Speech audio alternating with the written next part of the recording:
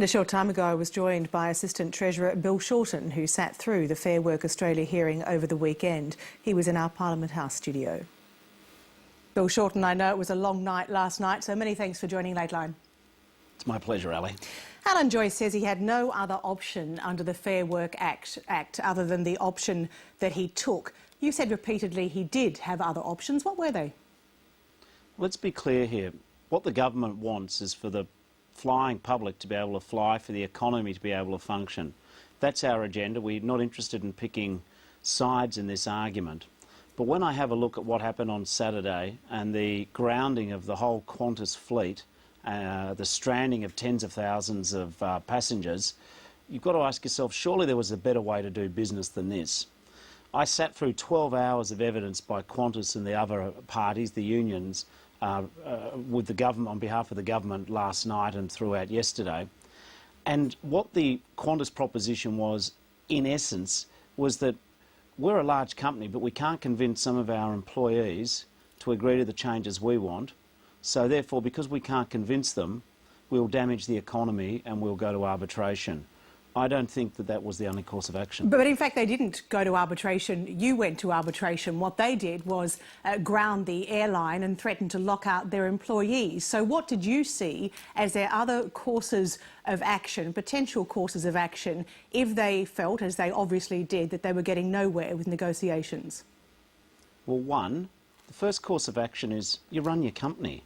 When you're a sophisticated business, and Qantas is sophisticated, when you have many, many smart leaders in that corporation, and I know a lot of them personally, and they are smart, I just can't believe that it's not possible to help lead your employees on a path of change.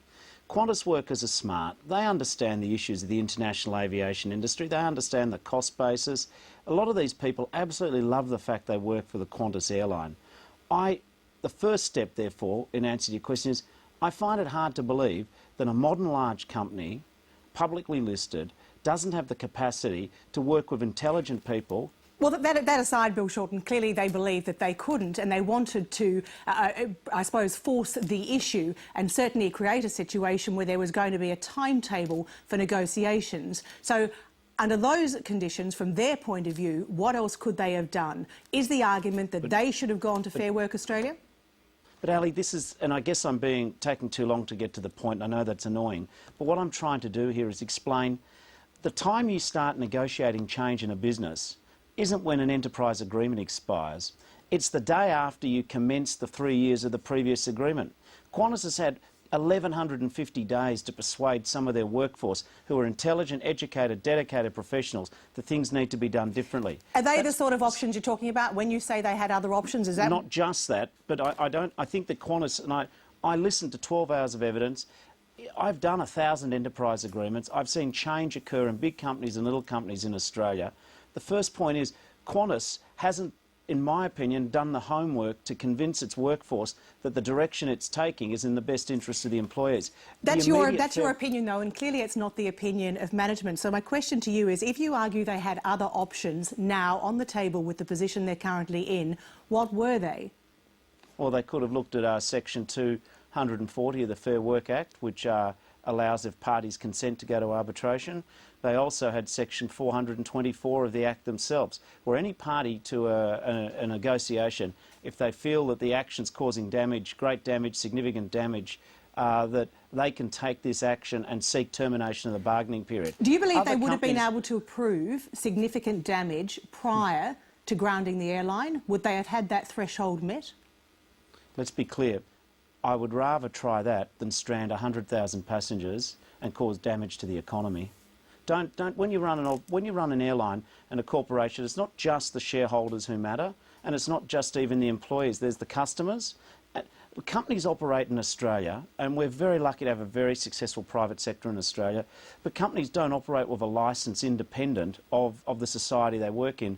I would have thought there's an obligation to try and work through these processes, as I said, one, you know, for 3 years before it gets to this.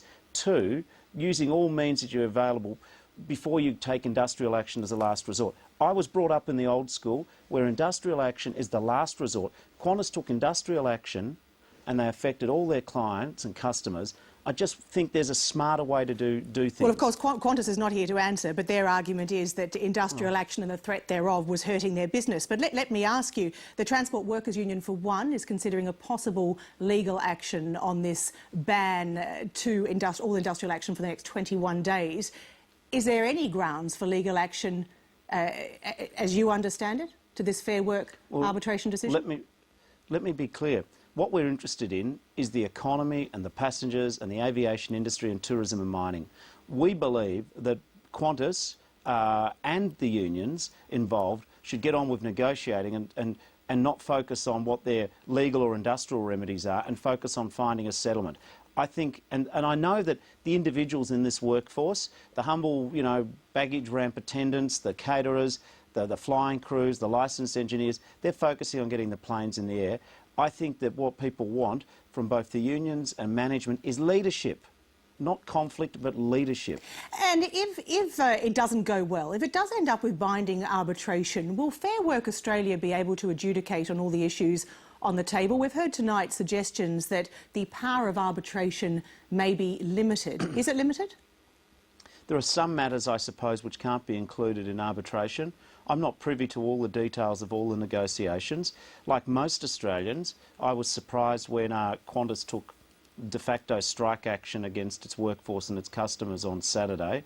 But I tell you what, I do know that some of the negotiators at Qantas on both sides of this issue, they are smart enough to fix this issue. And they also understand what's at stake. We trust, the government trusts, that the parties involved, the leadership of the company, the leadership of the unions, to focus on an outcome which achieves mutuality of outcome for employer and employee. This is a completely fixable issue. Well, clearly they've been having trouble fixing it to date, though. There has been a lot of discussions today about the fact that the government referred this to Fair Work Australia and didn't use the clause that was available to you for a ministerial determination. Now, that clause it's never been used and it's in legislation. The Prime Minister says that had you deployed it, you would have ended up in a world of legal uncertainty. I guess it raises the question that any industrial relations crisis that would require that clause to be implemented would be time sensitive. So given that you need a situation where you can have this clause tested so you don't end up in a world of legal uncertainty, why have the clause in the first place? Well, my question is why have the lockout in the first place? No, but I'm going now to the heart of the Fair Work legislation and the clauses available to you. And I'll do that, but I'm going to the heart of what makes good industrial relations in Australia. Good industrial relations in Australia, I know what I'm talking about, I've done it for 15 years myself. It involves leadership from both sides. In terms of which clause was the right clause, the government took timely action. We were notified after 2 p.m. that the fleet was grounded by 5 o'clock. The Prime Minister didn't waste any time. You have a look at the various sections. You pick the best section. That doesn't mean other sections are bad sections. That doesn't mean because you go down one path, you immediately rip up the other path.